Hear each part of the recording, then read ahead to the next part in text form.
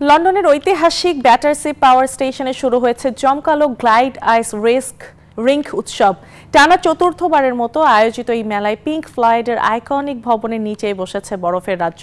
3টি বিশাল রিং আর ক্রিসমাস ট্রির সাথে এবার বাড়তি পাওনা 200 মিটারের আলোকোজ্জ্বল স্কেটিং ট্রেল, সাথে থাকছে পপ কুইন কাইলি মিনোগের গানের তালে মিলাবার সুযোগ। লন্ডনের কনকনে শীতেও এখন উৎসবের উষ্ণতা। ব্যাটারসি পাওয়ার স্টেশনের আঙ্গিনায় চতুর্থবারের মতো বসেছে গ্লাইড আইস রিঙ্কের আসর।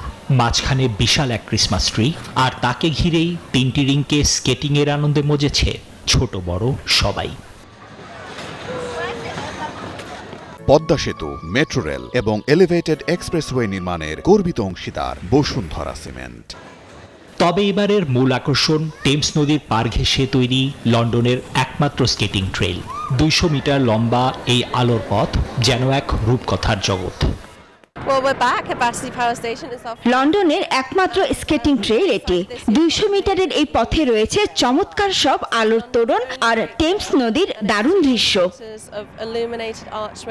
একসময় এখান থেকেই বাকিংহাম প্যালেসে বিদ্যুৎ যেত, আর এখন সেখানে বিদ্যুৎ গতিতে চলছে স্কেটিং।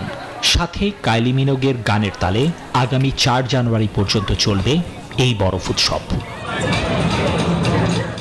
নিবির আমিন, নিউজ 24।